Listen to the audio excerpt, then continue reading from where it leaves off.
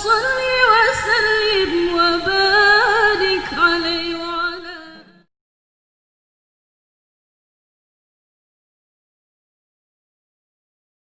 Bismillahirrahmanirrahim. Wal yakul wakilul wali idzi zauji zawwastuka binta fulan. Fayaqbalu wal yakul lil wali wal yakul al wali li wakili zauji. Mun kepanggih iki?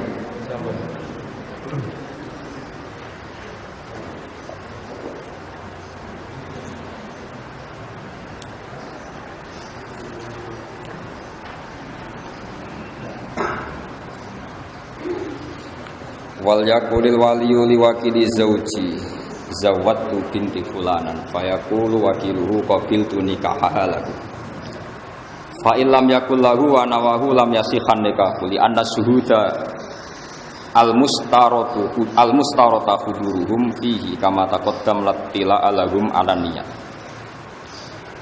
Mun iburiyen kok iki terus tengene kal yubi ini wonten sarah qauluhu fulanan wa illam yakul muwakkiluka na'am law lam ya'lam nasaba zauji wajaba insyaduhu wa tasbutul wakalah bi qauli mudaiha haitsu taquda syuhud saterusin ini kita punya sampean muwakkil atau muwakkil kira ini foto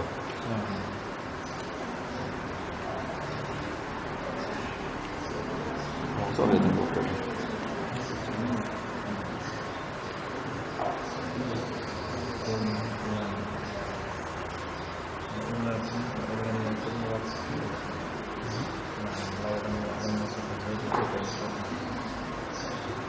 Terus ngeten nggih menyangkut nikah nggih. Terus kalau wakilul wali itu biasanya misalnya kan saya bilang misalnya saya nikahkan Haris kan misalnya zawat angkah duka wa zawat duka binta fulan.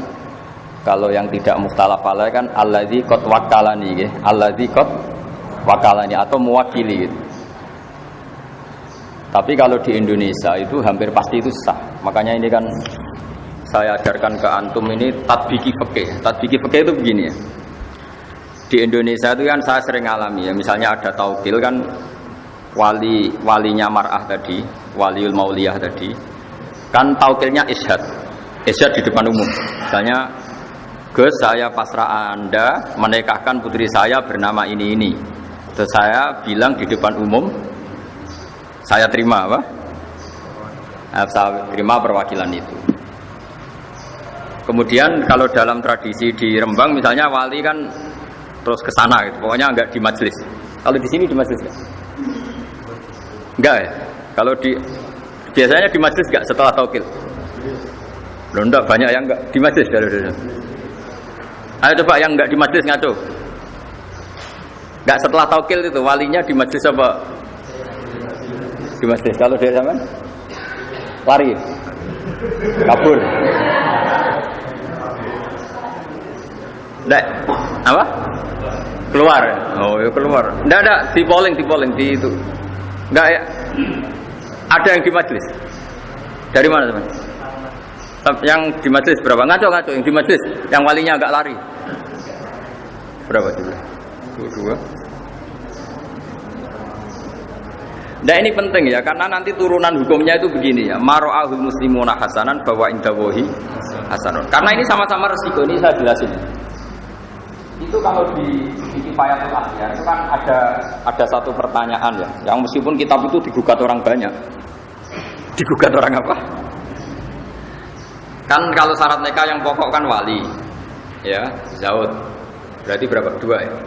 Terus 2 saksi, 4. Berarti aktornya kan hanya 4. Tapi kitab Kifayatul Akhyar itu menyebut entah karena saking simpelnya, entah karena memang itunya menjadikan orang salah paham. Itu kan begitu. Kalau wali sudah memasrahkan ke seseorang, kemudian wa aqdal wakil, maka tidak sah. Tidak sahnya itu yang di Kifayatul Akhyar maksudnya karena aktornya hanya 4. Sekarang yang wali jadi syahid. Berarti syahidnya kan satu. Nah, itu kan jadi masalah besar.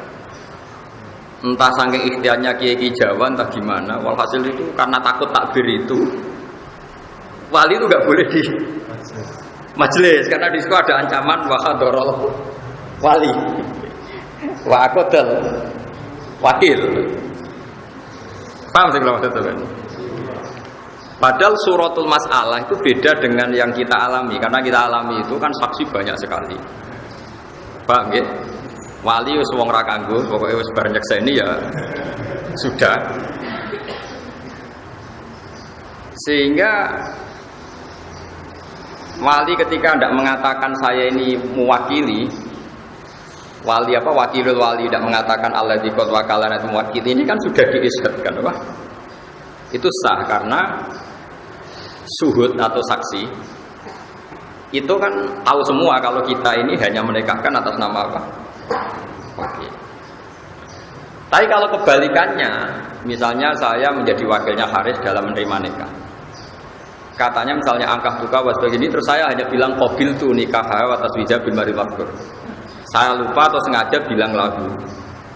Maka ini untungnya ulama bilang batal. Enggak ada ulama yang mengatakan itu menjadi milik saya. Sabara payu rapi Pak Haris kan. Nah, Padahal tadi, karena kalau dalam konteks qabil tu nikah wa taswija bil madhuri itu, kalau nggak bilang lagu, untungnya ulama bilang nggak sah. Ini masih untung, tidak diputuskan milik wakil. Ya ini kan jelas. Fa illam yakul lahu wa nawahu lam yasihan nikahu li anna syuhuda al mustarad huduruhum bi kama taqaddam latila alahum alaniya. Ini penting kulaturakan karena nanti itu dalam teori fikih ya, dalam teori fikih ulama itu kelihatan tidak konsisten karena begini maksudnya tidak konsisten, tapi baik, tidak konsisten itu kadang baik. Misalnya begini, syarat nikah dalam madzhab Syafi'i itu 2 apa banyak? Tidak jauh, kan hanya 2. Tapi di takbir itu misalnya seperti ini, lam yasihan nikahu li anna syuhuda al mustarad huduruhum fihi kama taqaddam. Itu li anna syuhud, bukan li anna syahidan, tapi li anna syuhud. Karena dalam madzhab Malik, ini dengarin ya. Nanti saya bacakan di Mizan Kubro. Tadi saya sengaja bawa kitab Mizan Kubro. Kalau menurut madzhab Malik, 2 saksi itu tidak syarat sahnya nikah. Paham ya? Tapi yang karena pikirannya Imam Malik begini, kira-kira begini. Saksi itu gunanya apa sih? Supaya nggak ada juhud, nggak ada pengingkaran. Oke. Kalau sarannya nggak ada pengingkaran, harusnya itu nggak perlu saksi, yang penting terkenal. Jadi misalnya Haris nikah, dinikahkan wali terus diumumkan di pondok PMH ini. Alhamdulillah sekarang Haris sudah laku. Gitu. Nah, apalagi bikin surat edaran gitu. Berakhir sudah masa lajang gitu. Atau masa nggak laku sudah selesai gitu. Nah, ini penting. Karena filosofi fikih nanti dibalik-balik itu begitu. Ya ini misalnya, ini peringatan bagi kita semua. Jadi kalau Imam Malik ini kelirunya orang-orang yang kawin sirri ya. Kadang-kadang pikirannya kalau misalnya dia wakilah, sahid itu tidak syarat. Saya ulang lagi ya. Misalnya dalam kitab Kutubul Madzhab al-Arba'ah, kadang itu kan dipotong. Terus di situ diterangkan wakilah, sahid itu tidak syarat sah. Jangan kira kalau misalnya madzhab Malik mengatakan syahid itu tidak syarat sah, kemudian ini nggak terganti oleh aturan yang lain. Paham ya maksudnya? Makanya kenapa kiai-kiai kita itu anti talfek, anti intikal madzhab. Sebetulnya bukan masalah intikalnya. Nggak ada jaminan kalau kata-kata ini diket atau ditaksir, diikhtisor, kemudian tidak ada syarat lain. Ini misalnya saya bacakan ya. Nah ini supaya kulino saja ya, bahwa di masalah-masalah nikah itu masalah sing yuftatu fil afdha malah yuftatu fi ghairiha. Eling-eling napa yuftatu fil afdha malah yuftatu napa fi ghairiha. Jadi yang terkait perempuan itu untuk sahnya itu lebih ihtiyat ketimbang urusan yang di lain masalah perempuan. Ini kalau baca gitu. Ini kitab Mizan Kubro yang relatif setiap intikal madzhab itu ada penjelasannya.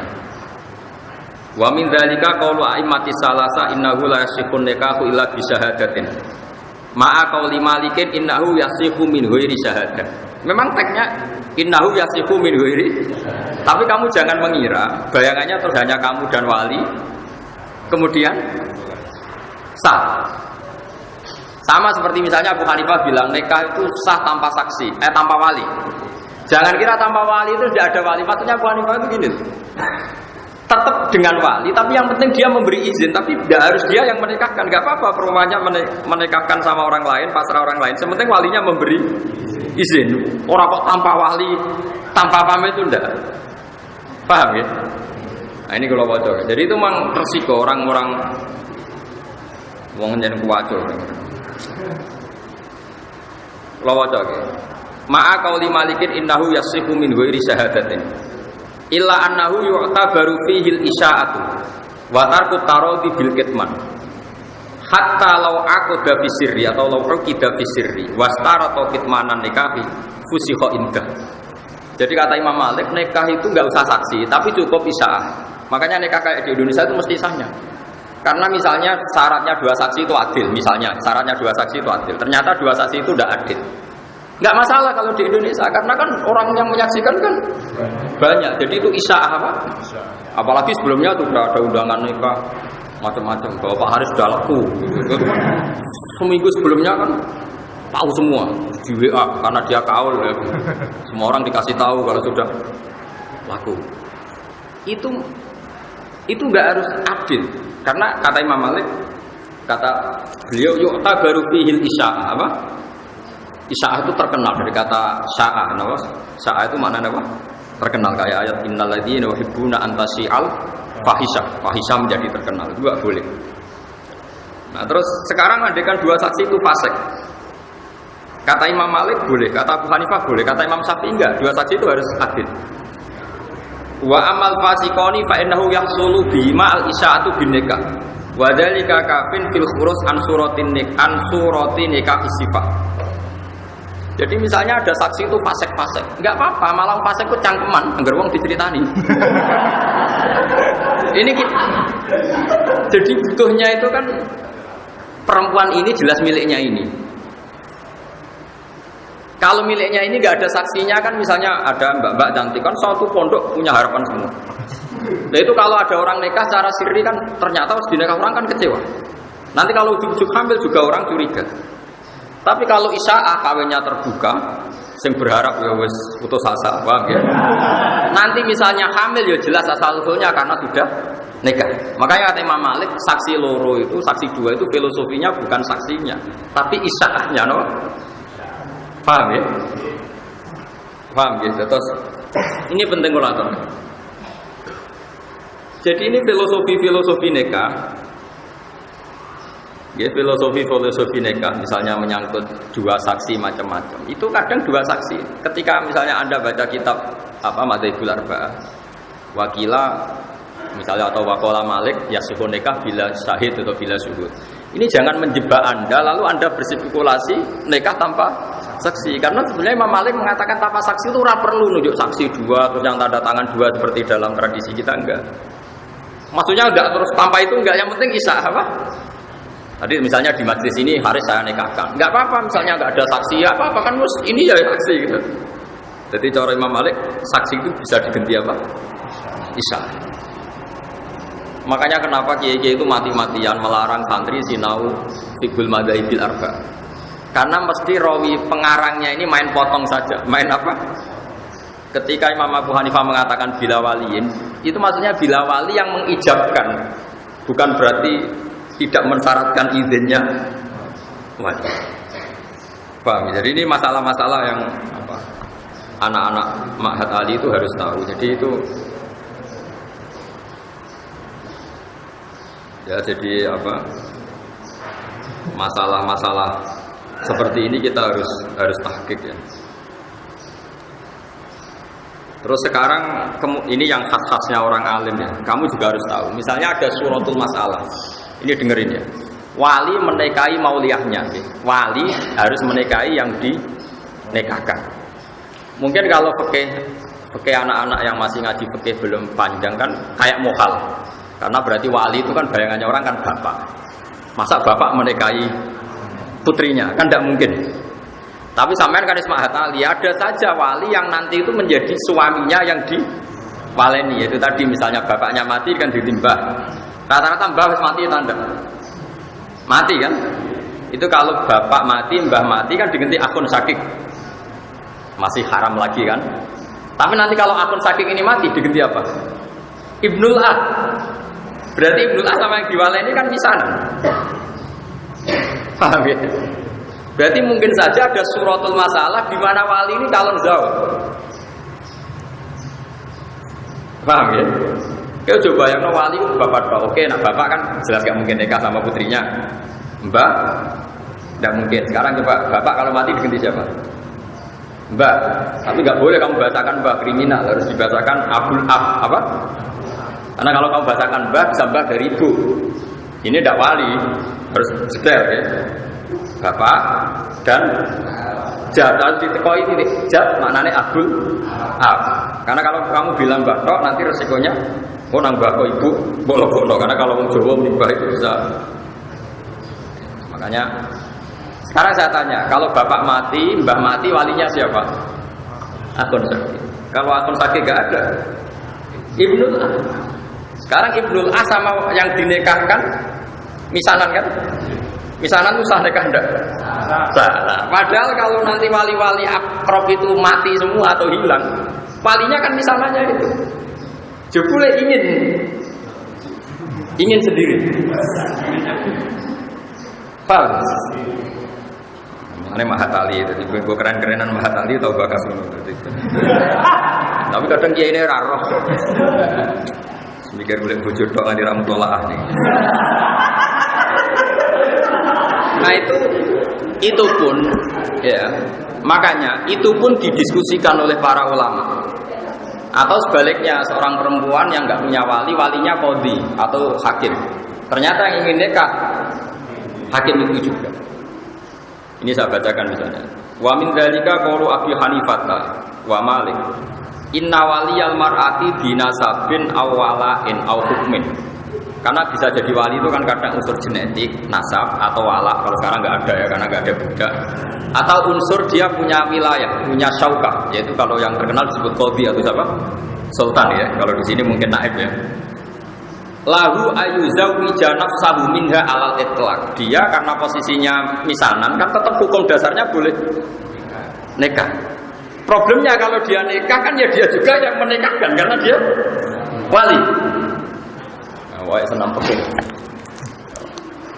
Dan kita Mahatali ini gaya-gayaan kan. Jadi Imam Mahatali mau ijazah terus goblok malah sini-sini wong. Ya. Ma'a qauli Ahmad innahu la yuzawwiju nafsahu minha illa bi tariqi tawqilihi ghairuhu. Wa dzalika li alla yakuna mujiban qabilan. Solusinya apa? Cara Imam Ahmad solusinya eba-ebane wali tadi taukid. Pantes-pantese kok ana sing nekakno dekne qabil. Si wali tadi, misanan tadi kalau menikahkan kan dia wali. Tapi dia juga yang bilang qabil itu. Kan kok wong gendeng misalnya ning majelis. Kamu perempuan, saya nikahkan kamu dengan saya. Karena memang dia statusnya double, ya wali, ya zaud ya dia ya. Ya tadi dalam suratul masalah, sing wali itu orang yang boleh menikahi. Ya. Kalau bapak kan jelas nggak boleh menikahi putrinya, mbak nggak mungkin, paman nggak mungkin. Tapi kan ada kemungkinan setelah ini tak semua kan misalnya.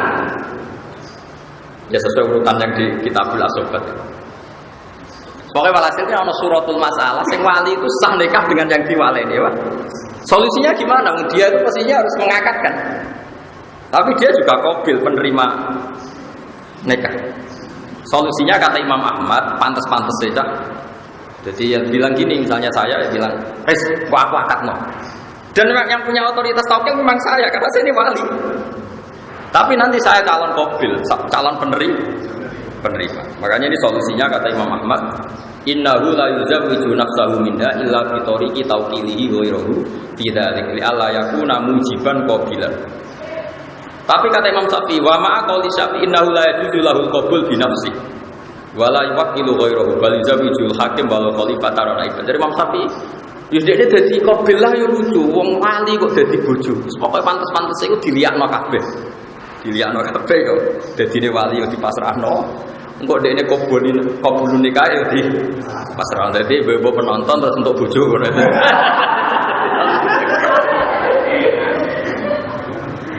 Karena kalau dalam fikih itu ada pantangan ya, istilahnya kalau di Fathul Mu'in itu ada ittihadul qabid wal muqbid. Enggak boleh dalam satu akad ada satu orang jadi dua aktor, namanya ittihadul qabid wal muqbid. Misalnya gini, Haris punya utang saya 1 juta.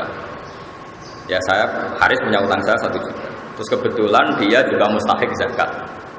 Dan saya juga harus zakat ke Haris. Saya tidak boleh bilang gini, Riz, uang saya yang di kamu 1 juta minongko zakat saya ke kamu. Itu tidak boleh karena Haris adalah qabid, penerima zakat. Dia juga mukbid, menerimakan zakat ke dirinya sendiri. Kalau dalam fikih kan masalah ittihadul qabid wal mukbid. Ya sama seperti wali yang boleh menikahi yang diwalikan. Karena tadi misanan tadi misalnya suratul masalah apa? Misanan ya dalam jawab bahasa Indonesia apa? Sepupu ya kan. Misanan itu sepupu ya. Itu kan sudah boleh nikah kan. Tapi problemnya dia itu wali ya Pak. Kalau dia menikahkan dan dia qabil kan ittihadul qabid wal muqbid, dia sendiri yang menikahkan. Mulai nak misanan duwe misanan ayu penak iso ngancam. Nek gak tak rabi ra tak nikahno sapa-sapa. Dimbargo lho. Tapi di fikih itu gampang.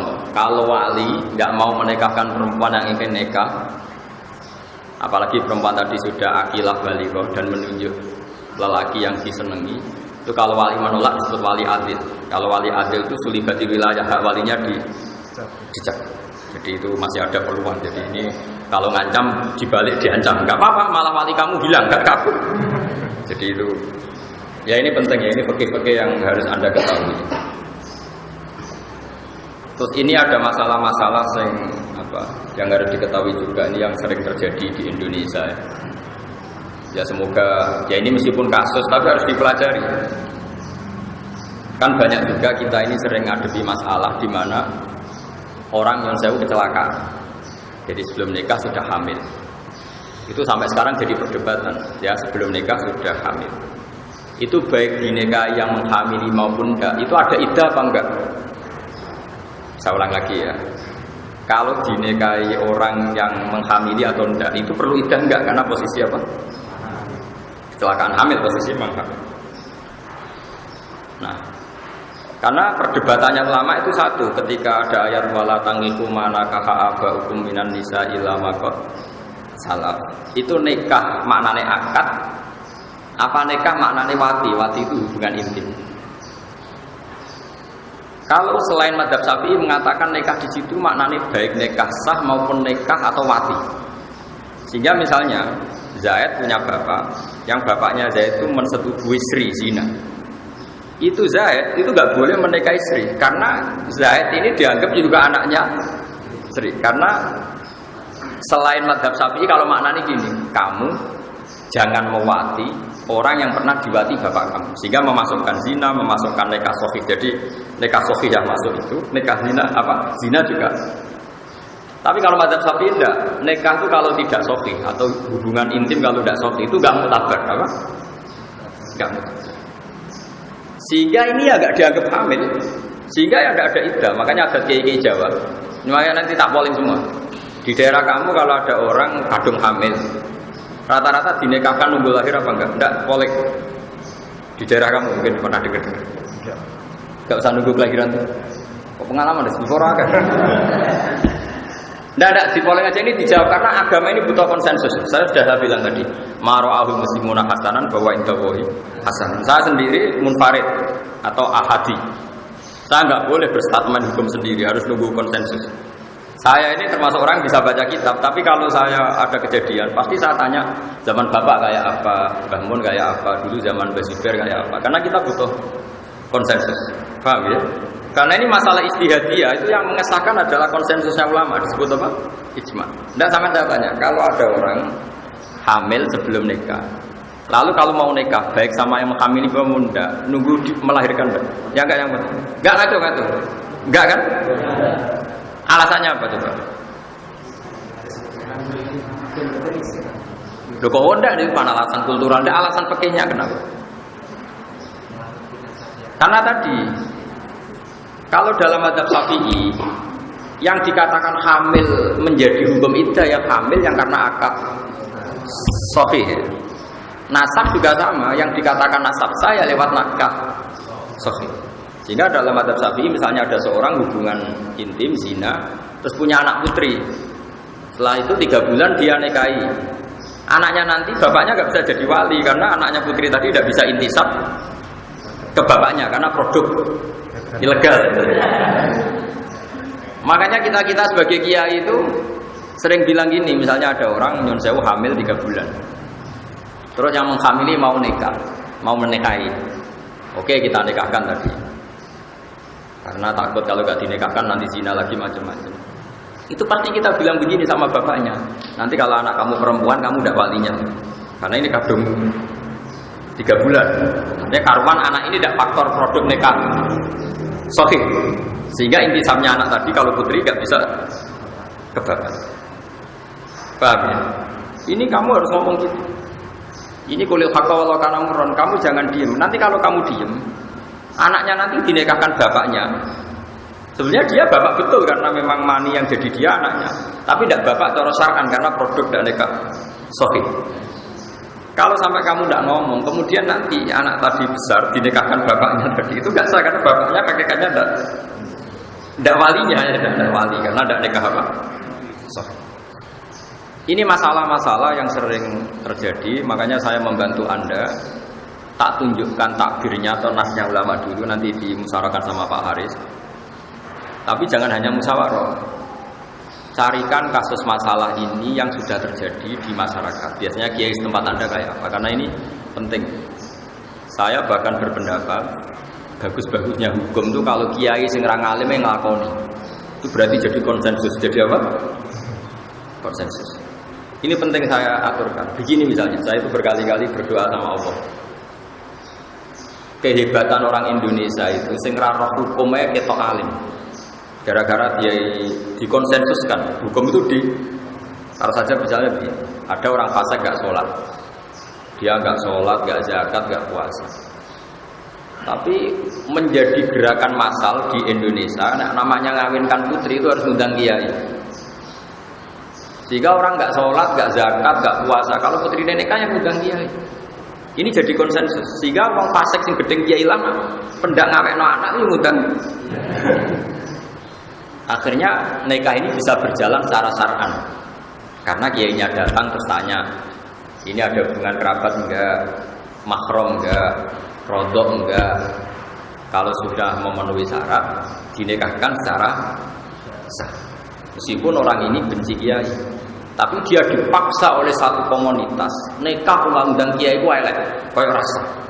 Ini pentingnya konsensus. Padahal si walinya tadi gak ngerti pentingnya kiai, bahkan benci kiai seumur-umurnya. Nah menurut saya dalam konteks seperti ini kiainya wajib datang, karena dengan dia datang berarti nikah yang terjadi adalah syar'i. Begitu juga saat tadi ngaji di Bojonegoro di Jepara sama Gus Jobur tadi. Hukum itu contoh gampang tuh orang mati. Saya contohkan, saya ngaji di mana-mana tak contohkan. Orang minum atau minum oplosan terus mati. Bapaknya ya fasik, peminum, anaknya fasik, peminum, mati minum oplosan. Jadi konsensus, pokoknya kudu ngundang kiai. Sehingga si mayit yang oplosan pun kita sholati, kita kafani, kita mandikan ala Islam. Karena harus jadi konsensus, wong fasik lah itu butuh perlakuan seperti itu butuh, paham ya maksudnya? Ini penting harus kita pertahankan. Jangan sampai nanti orang fasik punya model sendiri dalam menyelesaikan jenazahnya. Karena orang soleh tidak mau datang, terus orang fasik punya tandingan kaifiyah merumat jenazah. Saya kalau mati ya terus ini arah, terus pinggirnya ada wong ceki. Makanya menurut saya orang fasik pun kalau mati kamu harus tahlilan, terus gerem-gerem lah tadi. Bagaimanapun ini menetapkan tradisi.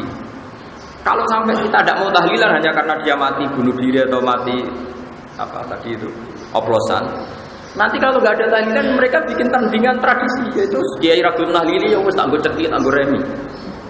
Nanti kamu yang salahkan Allah karena tradisi yang sudah benar, yang orang fasik pun melakukan, kamu tidak mau hanya karena risi mayatnya itu fasik. Makanya saya lagi-lagi butuh konsensus. Kita ini sebisa mungkin hukum yang dikehendaki Allah dan Rasul jadi konsensus. Hatta alal fasik, sampai orang fasik pun terpaksa dengan tanda kutip terpaksa melakukan hukum. Itu juga yang dikehendaki Allah, ikhtiar tau'an au karha. Kalau ada hukum Allah itu harus terjadi tau'an au karha, baik kamu suka ataupun enggak suka. Orang fasik itu enggak suka kiai. Tapi di Indonesia itu alhamdulillah kalau nikah maupun mati itu butuh. Tetap kadang kiai ini rodok khawarit mutung malah.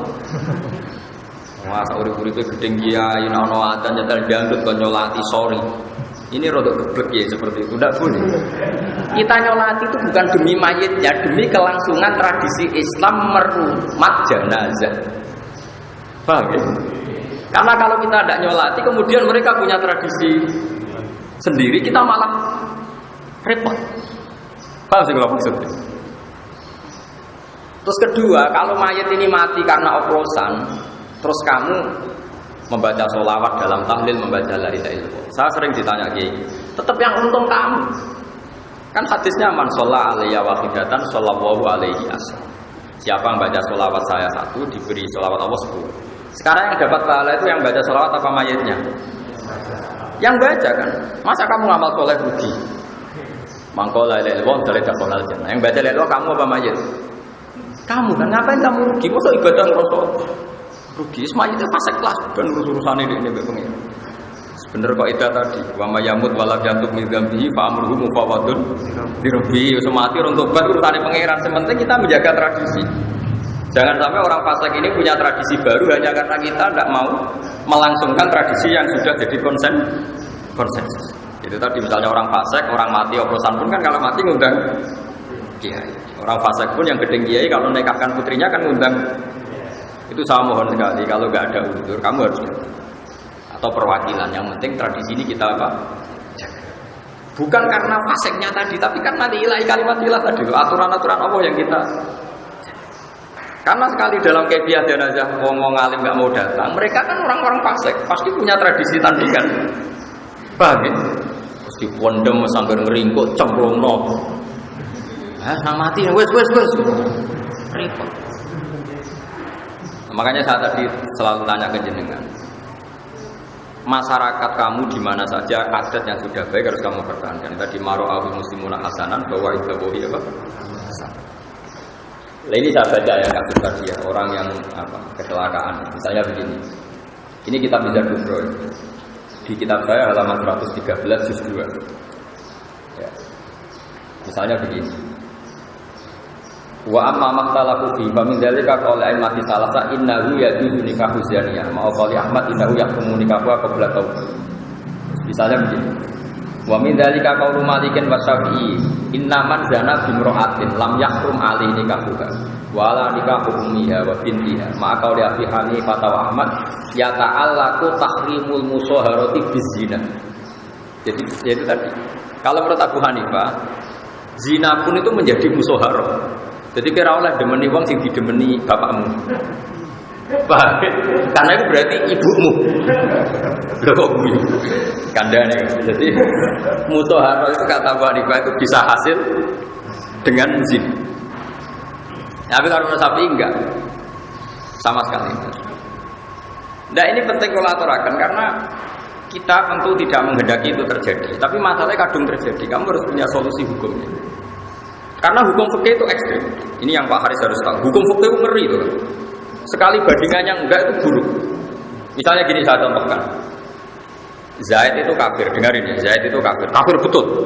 Kafir tengah, kafir tenang. Enggak ini dengarin. Awas sekali salah ini murtad masalahnya. Ancamannya itu murtad. Zaid ini kafir tengah. Terus datang ke Pak Haris. Pak Haris, saya ini mau masuk Islam. Coba saya ditalkin syahadat. Saya diajarin syahadat. Terus kata Pak Haris gini, karena ada wong Jeporo engkek itu terus dia monggo kok benarain kalau dia meletek. Itu Pak Haris itu murtad dalam hukum fikih. Karena Zaid yang murtad tengah ini murtad betul, kafir tengah ini. Ada kekafiran sekian menit ke depan yaitu 10 menit. Yang gara-gara Pak Haris. Karena dia bisa menghilangkan kekafirannya dia saat itu. Fauran. Tapi gara-gara dia nyuguhin teh, gawe teh 10 menit. Sekarang kafir yang 10 menit terakhir gara-gara siapa? Gara-gara Pak Haris. Jika dalam fikih termasuk murtad adalah kakau lirojulin pada seorang guru lakini al-Islam sumakola ikhtasil. Contohnya di Bajuria gitu. Ada orang bilang, Pak Yai saya ajarin Islam. Terus kamu bilang, kamu mandi dulu. Itu saja masalah. Karena kekafiran harus dihilangkan secara fauran. Dan kekafiran 10 menit adalah Anda sudah terlibat. Karena Anda bisa menghilangkan saat itu juga. Kenapa nunggu dibikinkan teh, minarak dulu macam-macam. Makanya kalau ada seperti itu, sama tak ajari. Pak Kiai saya ajari syahadat. Kamu harus bilang, oh nggih. Wah jenengan saya ini nak awas tunggal. Paling enggak bahasa Jawa dulu, segampang-gampangnya. Nah setelah itu enggak apa-apa, berarti sifat kafirnya hilang, enggak apa-apa kalau ada acara sosial ngeteh dulu atau mandi enggak apa-apa. Di Jogja itu ada beberapa kali orang sowan saya. Gus itu kalau seremonial pengislaman di masjid-masjid UGM, di masjid UI itu gimana? Saya bilang enggak apa-apa, tapi anggap saja itu seremonial. Tapi siapapun pertama yang ketemu si kafir ingin Islam harus mensyahadatkan saat itu juga. Soal seremonial gak apa-apa nanti di masjid UGM, UI atau di masjid mana saja. Tapi kalau seremonial itu awal di Islam kan itu tidak boleh, karena berarti membiarkan sekian hari. Misalnya mau ada orang mau Islam, mungkin mau menisan ke masjid seminggu malam gitu, pas Jumatan. Wah itu menurut fikih yang ekstrim, itu malah kiainya tadi yang jadi murtad. Karena dia ridho dengan berjalannya murtad sekian hari. Nah contoh gampangnya gini, ini fikih ekstrim ya, makanya fikih itu juga punya cara ekstrimnya. Begini misalnya dibalik, Senin mau Islam, terus sama Haris dijanjini nanti aja nak Jumat karena saksinya banyak. Terus Selasa mati juga, terus dia masuk neraka. Gusti, kun rokok ke kafir. Jadi Senin kalau kafir, Senin badai sampai Pak Haris kan ngenteni Jumat. Oh, itu kan masalah.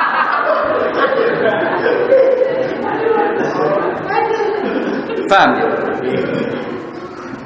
Loh, saya pernah ngalamin tuh. Saya tuh mau jamaah asar. Ini kisah nyata ya. Saya mau jamaah asar. Ada orang soal saya, Gus anak kalau nikahkan karena kerja di Malaysia, saya takut macam-macam. Gus ini mumpung di rumah. Oke, saat ini ini kalau sholat asar, kalau pas mau komat, ya kalau sholat kan sering banget. Mungkin gak dasar kalau ini. Boten tuh ya seminggu malah, wong dereng persiapan macam-macam. Oh boten kurang lah seminggu malah. Nah saat ini kalau nikah anak boten. Mungkin soal PPN macam-macam, telepon kalau kan kecuali pak anak kiai nak omong kan mati, jadi uang wedi. Jadi kiai nyorok kayak konon repot. Karena pikiran saya sederhana. Kalau tidak saya nikahkan saat itu, kemudian nyuwun saya kalau dua sejoli ini punya adat, nyuwun saya misalnya punya adat zina, misalnya, jadi ini bukan nuduh misalnya. Zina yang kemarin-kemarin itu tidak tanggung jawab saya, tapi kalau zina malam nanti, paham? Makanya kalau ada kasus seperti itu saya harus melakukan faur, paham? Waktu 10 dari persiapan gampang pak, penting akad sih, enggak acara seminggu kas kok. Akhirnya siap, ya. Karena tadi logikanya, kecuali orang ini terbukti soleh ya, cuma SMS-an toh. Ya kan kecil orang ini kan ketoro. Makanya kayak Pak Haris, saya tidak mendesak menikahkan kan nggak mungkin zina. Akhirnya keterusan.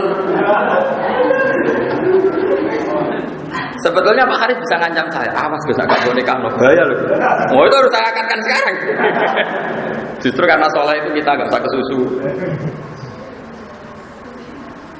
Jadi fikih itu punya logika yang ekstrim. Nah ini yang anak-anak matali harus tahu, paham ya? Kok jangan nuruti hukum kultural, gak pantas langsung nikah keluarga orang teko. Mosok wong kafir be Islam ra disugoi tes. Tidak bisa seperti itu. Pakai akal. Nak pas Habib Usubita terus wonge mati, statusnya mati kafir apa mukmin? Kafir. Itu sebabnya ada mukmin karena siapa? Saya kalau ngaji di Jogja, itu banyak dosen-dosen tertawa-tawa gara-gara tak contohkan gini. Dalam proses ekstrim atau emergensi itu tidak ada status ideal, gak ada. Yang ada itu harus dilakukan. Itu ibarat gini ya, saya seorang dosen atau kiai, pas katoan cekak, nggak pakai baju. Terus ada orang jatuh di tengah jalan, yang di situ lalu lalang mobil banyak. Kan nggak boleh atas nama emergency nulungi sik tak kambinan sik mulai. Statoan cekalah paribasannya harus kamu langsung nolong karena kalau nggak langsung nolong nanti kalau di lindes mobil salah kamu punya kesempatan nyingkirno ndak kamu nyingkirno. Mau dari rapan saurung kambinan. Pemenang pas tak dusik ben seger. Balik wis penyet kabeh. Ditindesi mobil. Nah kira-kira analoginya seperti itu. Padahal kafir itu lebih ekstrim ketimbang sekedar nyawa. Sehingga kalau ada orang mau masuk Islam, kamu harus nuruti fauron. Begitu juga nikah, menikahkan orang yang potensi zina atau nyuwun sewu bermasa lalu tidak baik juga harus fauron. Paham ya? Ini hukum. Sama nggak boleh protes pakai rasa. Nanti kalau dibuktikan pengiran repot itu tadi. Ada orang mau masuk Islam Senin. Karena umumnya ada seremonial di masjid, kamu dulu hari Jumat. Ternyata Selasa mati. Coba. Dia matinya kafir apa mukmin? Kafir karena belum natoko bisa aja. Yang salah siapa? Kiai. Makanya di Bajuri jelas. Ketika Imam Bajuri mencontohkan termasuk kesunatan adalah mandinya orang kafir ketika masuk Islam. Terus Imam Bajuri itu lucu, itu kelihatan ulama sekali. Itu min masnunatil husli itu orang kafir masuk Islam kesunatan mandi. Dia itu cerita yang di kitab takrib. Tapi Imam Bajuri gak mau tahu, malah protes dia. Gak penting bab adus. Terus dia di sarahnya cerita. Nah nganti ana wong ngongkon adus orang langsung nalkin syahadat. Itu malah dosa besar. Malah dia mengatakan si orang tadi dihukumi murtad karena membiarkan kekafiran berlangsung. Yang harus dilakukan sekarang gak berubah kasadus, yaitu talqin syahadat. Karena urusan adus, teh, barang nyuguh itu urusan ideal. Itu ibarat ada orang kecelakaan di jalan yang di situ banyak kendaraan, terus hanya karena kamu gak pakai baju, terus kamu merasa gak nyaman, pulang dulu pakai baju. Paham? Terus kembali sudah kepelindes. Kamu termasuk pembunuh enggak? Termasuk penyebab kematian sama. Mau Islam Senin kamu biarkan nunggu Jumat seremonial, Selasa mati. Kafirnya tanggung jawab siapa? Makanya kenapa saya ngajar fikih di sini? Fikih itu ada beberapa hukum yang ekstrim. Dan itu kita harus tahu. Makanya kita latih fikih-fikih yang ekstrim. Karena logika yang terbangun memang harus seperti itu, tidak ada pilihannya. Saya Abdul Anak Bajuri Jusiji dan itu perbandingan dengan Jusiji. Ya jadi saya mohon jangan pernah belajar fikih tidak serius. Saya mohon sekali dulu Basal terkenal ahli fikih, dulu Bazubair dulunya Basal terkenal ahli fikih. Sampean juga harus ahli fikih. Jadi ada kepastian hukum. Misalnya tadi dua saksi itu filosofinya apa? Ternyata isya'ah. Kamu jangan hanya karena baca Adzhabul Arba'ah, wakilah qala Malik misalnya enggak harus dengan dua saksi. Ternyata Imam Malik enggak mengharuskan dua saksi maknanya karena bisa diganti isya'ah. Padahal kalau isya'ah malah melebihi dua saksi. Paham ya? Makanya kenapa kiai-kiai melarang intikal madzhab? Sebenarnya bukan masalah intikalnya. Pasti ada beberapa masail atau beberapa syarat yang enggak ditulis. Karena perawi Madzhabul Arba'ah itu hanya mencomot-comot. Nah, padahal yang enggak ditulis itu menjadi syarat pokok. Paham ya? Makanya saya mohon ojo kulino seperti ini. Kalau teruskan lagi. Tapi saya mohon ini dimusyawarahkan lagi sama Pak Haris sama teman-teman. Karena tadi saya butuh konsensus. Saya butuh konsensus. Nah terus kemudian ada orang yang hamil begitu ya, terus kemudian harus dinikahkan. Itu kata wa ma'a qauli Abi Yusuf in kanat hamilan haruman nikah hatta tadua wa in kanat hailan lam yaqdu walam ta'tadda. Nah, ini khilafnya ulama. Tapi kata kitab Mizan Kubro ini wa wajul awali ifta'un Nabi sallallahu alaihi wasallam bi khilli dzalik wa qala qad kharaja min sifatin ila nikah bab al-istisalat al-musnad baru usul wajib al-istisalat al-musnad. Ya, ini terus ketika ada kejadian seperti itu dilaporkan Nabi jawabnya qad kharaja min sifatin ila nikah. Jadi ada orang biasa nakal itu ya kumpul kebo misalnya. Terus ada masalah gitu. Sama sahabat atau siapa dinikahkan sama sahabat tadi. Nabi komentari atau ngendikane qad kharaja min sifatin ila nikah. Taruh saja misalnya ada orang biasa kumpul kebo malam Senin kumpul kebo malam Selasa kumpul kebo. Terus Selasa pagi kamu nikahkan, berarti malamnya kumpulnya kan sudah kumpul nikah. Makanya pernikahan ini atau menikahkan itu adalah berarti qad kharaja min sifatin ila nikahin. Berarti dia sudah keluar dari tradisi zina. Sifat itu tradisi apa? Zina ila nikah. Karena meninggalkan zina itu tradisi yang luhur sekali. Coba zaman kalau baca di bab janji, Rasulullah itu dipuji apa? Babanya Rasulullah itu tarakus sifat apalam yusibum aruhu min adamin wa ila abi wa umi. Tradisi pokok suku Quraisy adalah meninggalkan berzina. Abu Jalal meleteni kepala bola, gak seneng zina. Makanya suku Quraisy meskipun gendol lah itu tetap mau. Bojone akeh tapi mau jenis zina. Saya punya bukti sejarah begini, ketika Rasulullah mulai dakwah ila tauhid, saya ulang lagi, dakwah ila. Biasanya kalau muda anak-anak itu kan butuh karir. Wong canom kok aneh-aneh itu mesti butuh macam-macam. Apa kata Abu Jahal dan Abu Lahab CS-nya? Muhammad, kamu aneh-aneh itu ingin apa tuh? Kalau ingin harta, kita urunan, sehingga dari sekian urunan kamu jadi orang paling kaya. Kalau kamu aneh-aneh ingin jadi pemimpin, sudah sekarang kamu tak untuk pemimpin.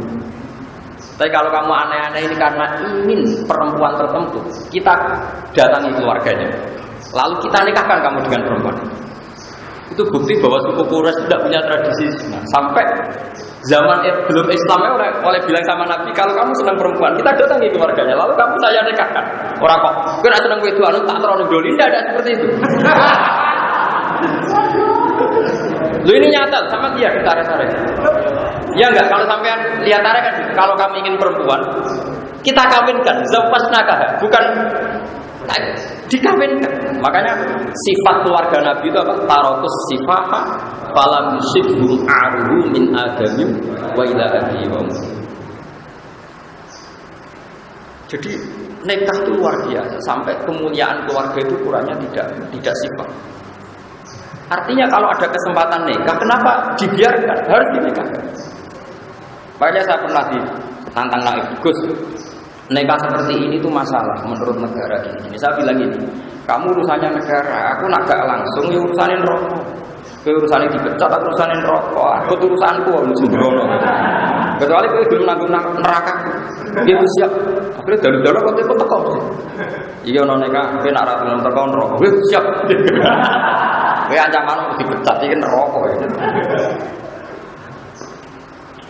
Jadi itu hukum wis ketemu. Termasuk dipecat. Ini ya, ini di kitab Bajuri, di kitab punya Pak Haris di halaman 154. Juz berapa ini? Juz 1. Ini kata ya, qauluhu wa huzulul kafir idza aslama. Ya, wa huzulul kafir idza aslama. Jadi kalau orang kafir mau Islam sebaiknya memang mandi. Ini masih katanya Fathul Qorib. Kitab Fathul Qorib itu kitab matan, tentu belum detail ya. Belum apa? Detail. Ya saya ulang lagi ya, kata kitab Fathul Qorib termasuk mandi sunat adalah kalau orang kafir mau Islam, dia kesunatan mandi.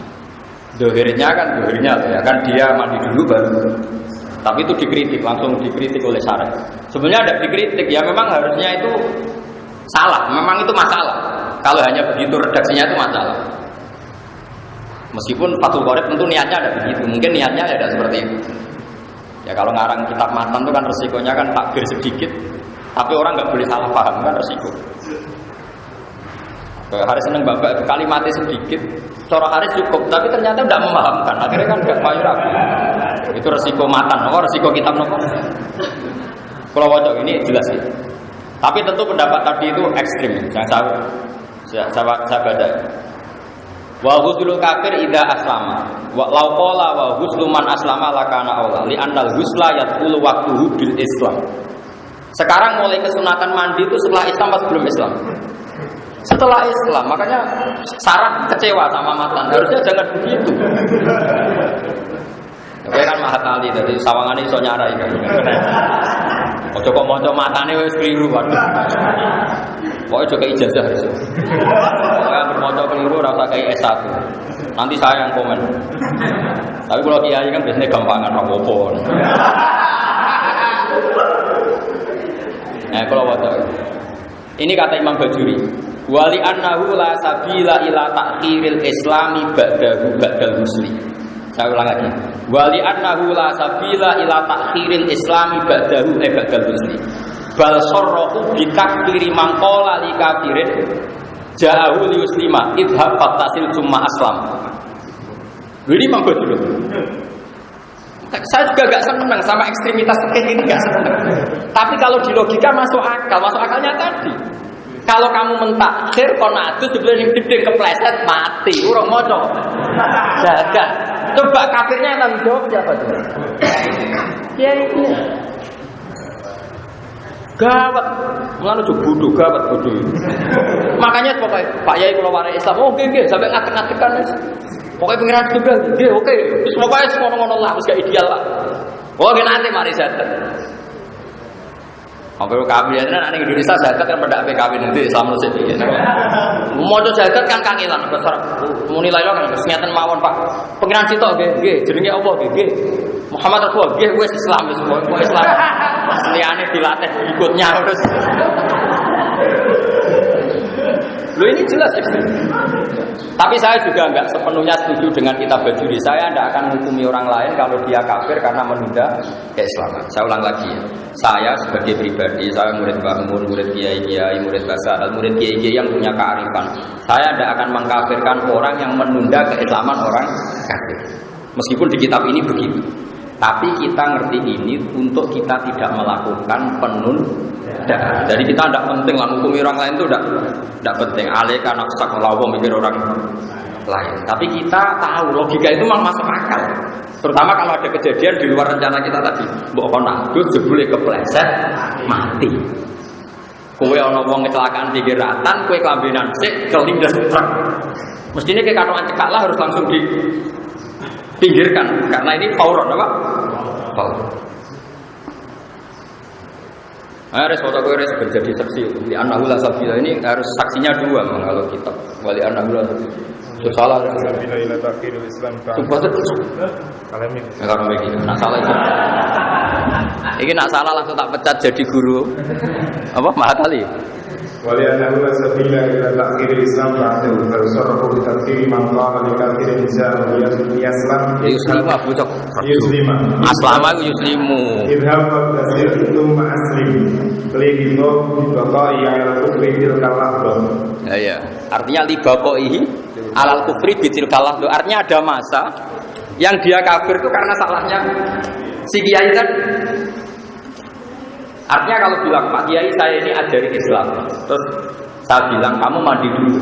Berarti mulai mandi dan berikutnya masih kafir itu salahnya siapa? Salahnya Kiai. Itu kalau normal gak apa-apa kan, berarti sudah ide urip kena dosa tetap kok nak mati kan itu. Makanya saya bilang, oke itu bisa ekstrem. Problemnya itu kalau berarti mata alal kufri. Kufrinya kiai tadi terlibat. Ya saya ulang lagi ya. Balsor rohu. Semoga kitab ini rapati benar. Tapi kitab ini kitab tenang nih. Balsor rohu bitakfiri mangkola li kafirin ja'u li muslima idhab fatasir. Kamu sana mandi dulu summa aslim nanti baru Islam. Kenapa kok kiainya tadi dihukumi salah besar ini? Itu bibaqai ala kufri tilkal lahdu. Saya bayangkan analogi itu orang kecelakaan itu paling gampang. Kamu hanya pakai katok cekak, ada orang kecelakaan di jalan. Tentu Anda sebagai orang rumah mungkin mau pakai baju dulu. Tapi ini urusan kecelakaan. Pas salin kelambi, kelindes tronton. Padahal andaikan sampean langsung mungkin selamat. Bayangkan itu kafiran ya. Kalau bolak-balik dengan pasar, saya kan kerja di Jogja. Saya pernah punya teman di penerbitan itu. Dia non muslim, cerita ke saya, Pak Bakir sebabnya aku di pekerjaan non muslim di pekerjaan. Kenapa? Bosmu itu kacau. Tapi tentunya harus menggoni kan ngomong sholat dulu. Jadi aku kan kafir, rapor dulu. Sholat dijubule gue tukang jogo.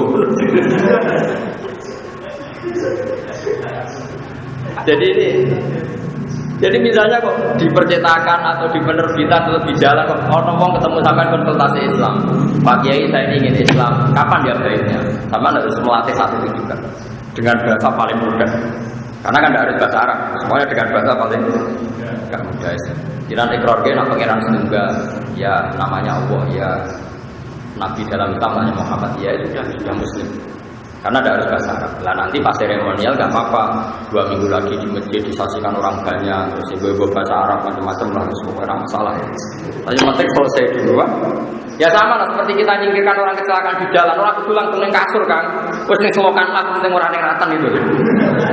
Lah iya kan taruhannya kan orang kok kepengen ideal, sih boleh nomor rajam sih, terus yang RSI sih boleh rajam sih. Malah kepelintis. Dalam kondisi emergensi itu tidak ada kata ideal, adanya pokoknya selesai. Nah ini khawatir saya anak-anak matali itu nggak terbiasa dengan hukum-hukum yang ekstrim. Makanya bohong kalau ada orang bilang fikih itu hukum furu'iyah, nggak mendesak baik. Dalam hukum-hukum seperti ini itu serius ngawur. Yo wong sing ngomong ngene ora iso fikih kan, padune ora iso fikih terus ngomong begitu sembrono. Pepe fikih darani furu'iyah, nah akidah disebut usuliyah. Furu'iyah itu kan contohnya wong di masjid kesunatan yang nggo wangi adus. Ini masalah Islam. Makanya Imam Bajuri mengkritik kenapa sih kitab Fathul Qorib mengatakan kesunatan mandi bagi orang kafir yang mau Islam. Dari Imam Bajuri orang tambah kasah adus. Terus jadi orang tambah kasah adus penting apa? Adus barang dibakat. Nah, ini kearifan ya, makanya saya mohon ya, jadi dalam beberapa masalah yang harus diselesaikan sekarang harus sekarang. Makanya kalau saya ditanya sekarang, Gus saya ini punya uang 50 juta, saya punya istri mau haji, saya jawab haji sekarang itu fauron. Dulu di kitab-kitab fikih haji itu alat tarofi, tidak harus sekarang. Tapi sekarang itu kan kebalikan, harus bayar fauronnya kajinya jadi 17 tahun. Lah nek saiki umure wis widak mbok arani kaji ra kesusubah keben-keben mati ya yakin. Mesti bayar saiki ngenteni 17. Jadi menurut saya teori alat tarof itu dulu, kalau sekarang ya harus power. Sekarang di Pati berapa tahun? Sudah 17 ya, paling sudah 17, pokoknya di atas 15 semua.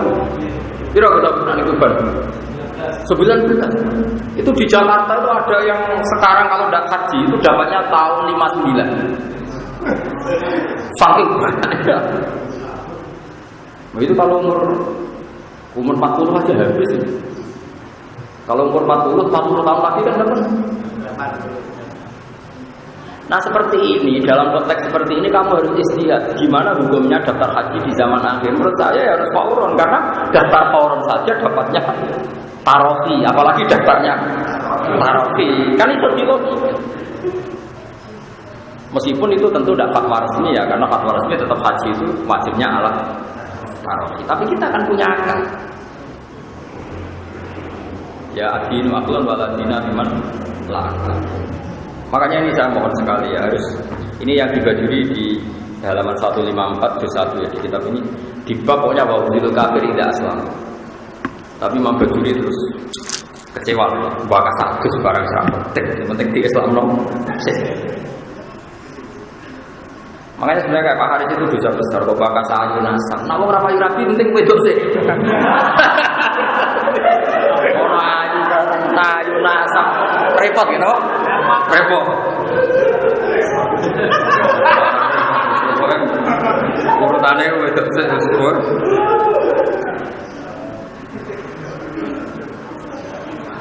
Jadi ini jelas ya, saya pun tidak pernah yakin ya dengan fatwa saya. Coba lah nanti dikonsensuskan apa?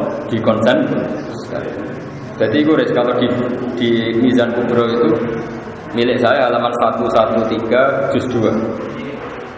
Jadi jelas ya, ketika ada orang yang biasa nakal nikah, ternyata Nabi itu ikut senang. Beliau ngendikan qad kharaja min sifahin ila nikahin. Jadi misalnya nyuruh saya ada pasangan kumpul kebo, malam Senin masih kumpul kebo, malam Selasa kumpul kebo, terus Selasa pagi minta Anda nikahkan, kamu harus mau. Dengan demikian malamnya dia berstatus nikah. Paham ya? Lah kok soal prosedur negara-negara itu diurusin negara nggak apa-apa, kapan-kapan kita daftarkan. Tapi kalau kiai-kiai itu kan koroja mensifakin hilang. Tapi saya kalau di daerah saya biasanya ya PPN terus dipanggil BPN nanti didaftarkan. Ini penting saya aturkan ya. Jadi sampai bayangkan fikih itu hisiah. Hisiah itu bisa dilihat dengan mata. Caranya tadi analogikan dengan tadi yang saya contohkan kecelakaan tadi. Kalau kita menolong orang kecelakaan di tengah jalan, buat kita sedang pakai celana pendek pun langsung kita tolong, buat kita tidak pakai baju pun langsung kita, meskipun kita lempar di selokan, yang penting nggak di jalan raya. Semuanya nggak harus ideal. Oh coba pakai ideal, sih tak boleh lo kursi, tak boleh lo meja sing api, nata ideal lo pas selokan. Ya ada selokan timbang dilides. Pertama, ini penting kalau aturakan. Orang-orang yang tidak ekstrim dalam berpikir fikih itu dikira fikih itu masalah usuliyah semua. Enggak, fikih yang usuliyah juga banyak. Kayak tadi, ja'al kafir lil musliman. Pak ada orang bilang idhab fattasil summa aslim. Kasus apalagi kasus ini bisa ilal akhirat kalau ternyata dia mati sebelum baca. Jadi bayangkan yang ekstrim, dia mati sebelum baca. Kayak apa? Salah sisi gara-gara nyuguh teh. Nah caranya sama kali ini jadi alim itu, bayangkan hukum itu ekstrim. Memang gitu latihannya memang seperti itu.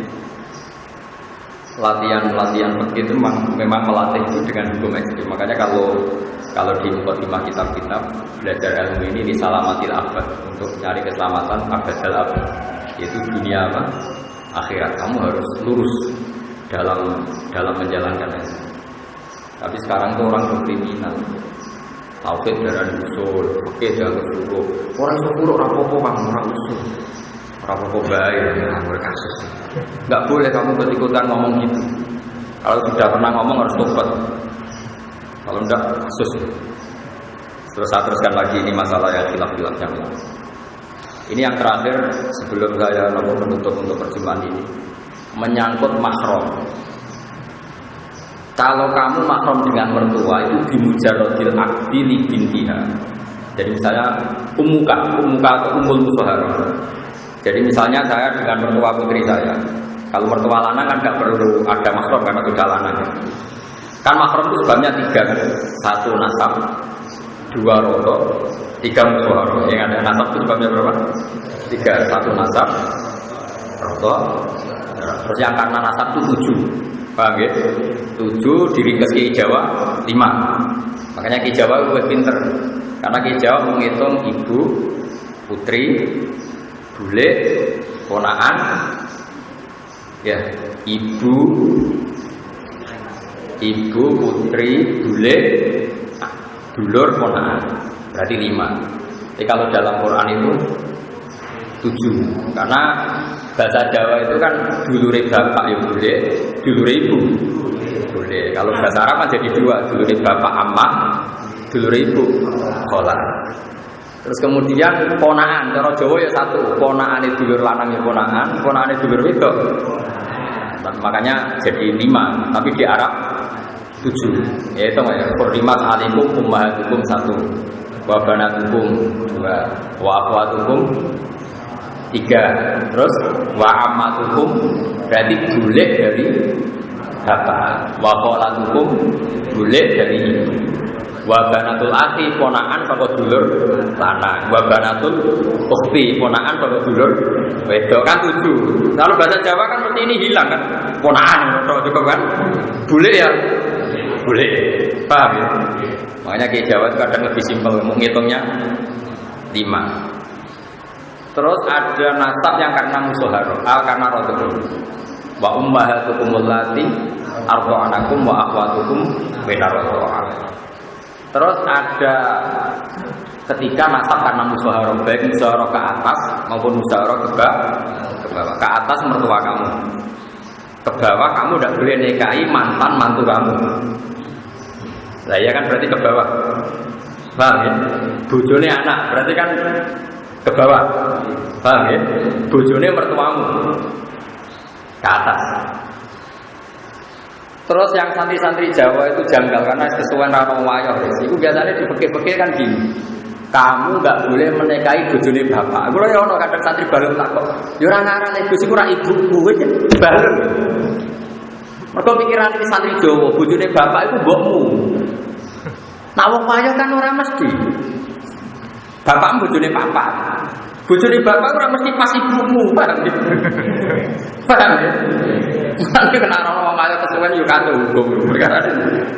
Saya kira sama aja belum rapi. Paham ya? Jadi haramnya ibu kamu itu haram kurimat alaikum ummahatukum. Tapi nanti dipakai ditambahi wa zaujatul ab dan istrinya bapak. Kadang santri Jawa pikirane, bagus istrine bapak itu ora ibu. Ora blok-blok. Ibu. Ibu ya wis ibu, paham ya? Jadi kalau bapak kamu punya istri 4, yang haram karena zaujatul ab itu 3. Ini atas nama zaujatul. Yang ibu kamu haram karena ummuka, paham? Jadi tidak iso sing ibumu mbok aran iku zaujatul ab, kriminal wae mbok. Paham ya? Tapi berhubung ning Jawa kan kesuwen wong bojone mung sitok to. Akhire bareng haram rabi bojone bapak. Ya keruan wong pancen ibuku ya ora. Dadi tak sing ibumu disebut ummuka. Lah wayane bapakmu disebut zaujatul ab. Dulu lo nore jawab orang mau nak kita ini dia orang pati iso ya repot. Nah itu aturannya gini dalam ilmu nasab. Kalau mertua ini menjadi mahram di mujarrodil akdi. Jadi misalnya Haris nikah sekarang, menikobil itu nikah watas wijah bimbangan. Saat itu juga mertuanya jadi mahram di mujarrodil akdi. Tapi kalau kebalikannya Haris nikahi rondo. Kalau nak kesuwen Joko tua kadang nggak gini rondo. Itu kalau nikahi rondo, ini putrinya yang perawan tadi menjadi mahramnya Haris nunggu rondo ini dikumpuli. Paham ya? Tidak di mujarrodin akdi. Yaitu bedanya ke atas sama ke bawah. Makanya kalau untuk anak tiri ada ayat waroba ibu umulati fi hujurikum min nisaikum allati dakhaltum bihin. Masih ada fa illam takunu dakhaltum bihinna fala junaha alaikum. Saya ulang lagi ya. Jadi kalau kamu nikah rondo punya putri, itu bi mujarrodil akdi putrinya belum jadi mahram sohar ya. Nunggu sudah hubungan suami istri. Tapi kalau nikahi putrinya di mujarrodil akdi, mboknya ini langsung mahram di mujarrodil akdi. Ini kalau baca ya, jadi itu kan pakai nikah itu mantap. Gak usah dipraktek non nikah, penting ahli pakai. Berapa payu sih? Ittafaqal a'immatu ala anna ummaz zaujati tahrumu ala ta'bibi bi mujarrodil akdi alal binti. Ya jelas ya. Ya, ittafaqal ini enggak ada khilaf-khilafnya, semua ulama sepakat. Ittafaqal a'immatu ala anna ummaz zaujati ibunya istri tahrumu ala ta'bibi bi mujarrodil akdi alal binti. Paham ya? Dari sekali ngangkati bintiha otomatis bapaknya apa ibunya? Mahram bi mujarrodil akdi. Nah, paham ya? Lah, wattafaqal a'immatu aidan ala anna rabibata. Anak tiri, kalau mereka anak walad, kalau yang anaknya istri kamu itu apa? Anaknya istri kamu tapi yang enggak anak kamu. Walad, rabibah bahasa Arabnya apa? Apa? Anak kawan. Anak walad atau anak ilegal? Enggak, mana bener. Wattafaqal a'immatu aidan ala anna rabibata tahrumu bidukhuli bil ummi. Jadi ingat ya, jadi kalau ke atas di mujarrodil akdi mertua kamu langsung mahram musyawarah. Tapi kalau menikahi ibunya nunggu didukhul atau hubungan suami istri baru putrinya jadi apa? Mahram. Makanya di Quran waroba ibukumul lati fi hujurikum min nisaikum allati dakhaltum bihin. Fa illam takunu dakhaltum bihinna fala junaha alaikum. Terus anaknya istrinya anak kita. Wahala itu abna ikumul ladzina min aswaq. Istri dari anak kandung kamu.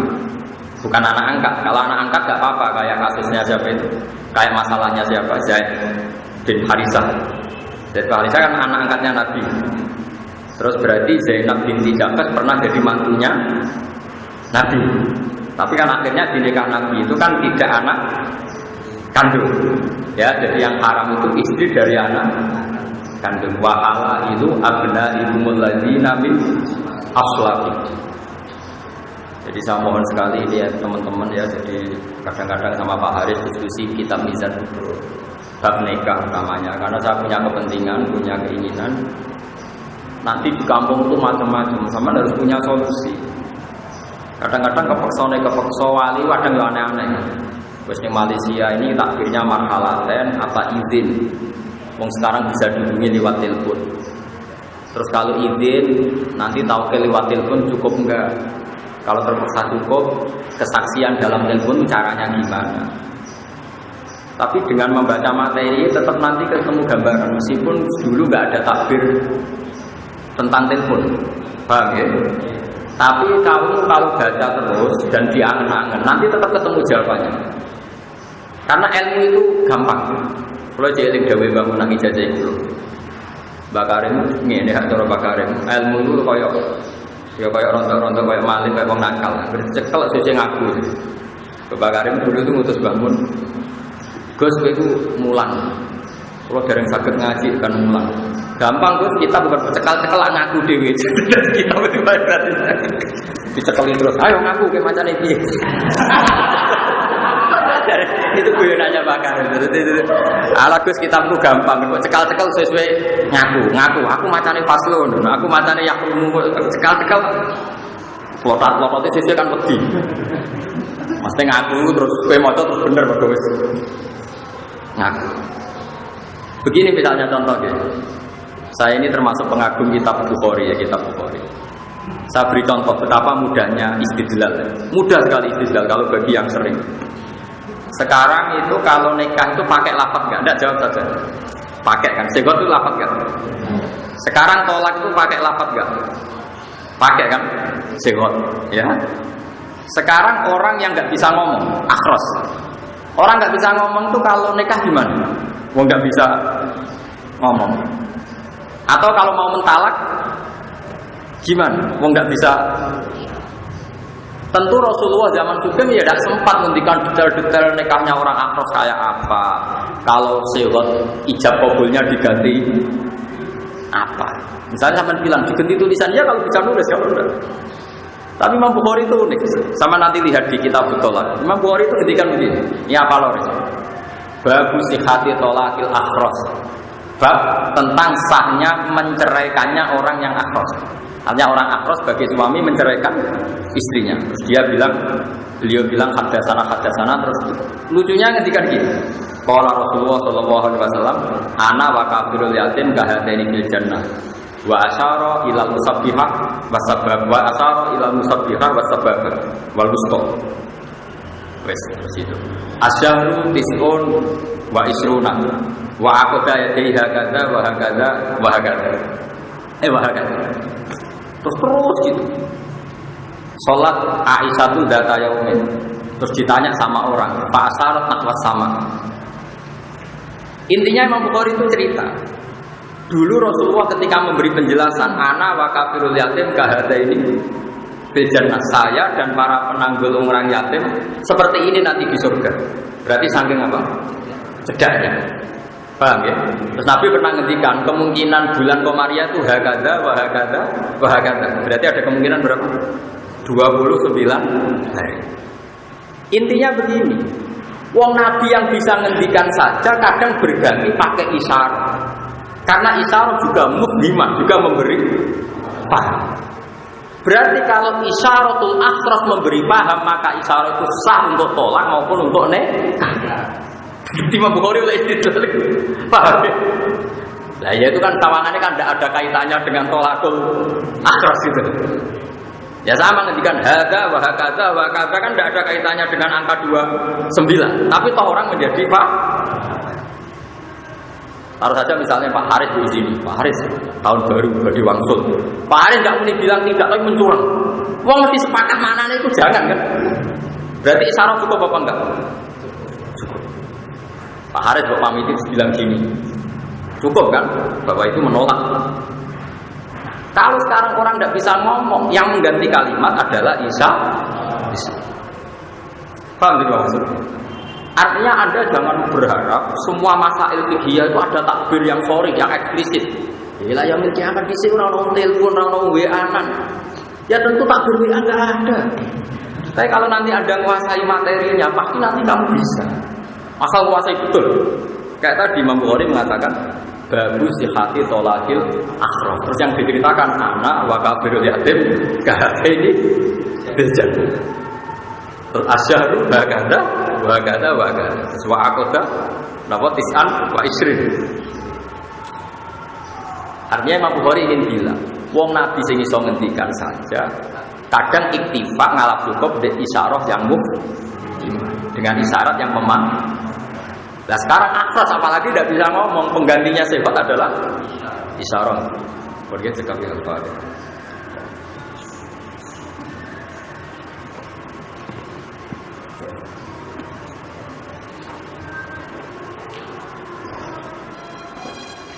Itu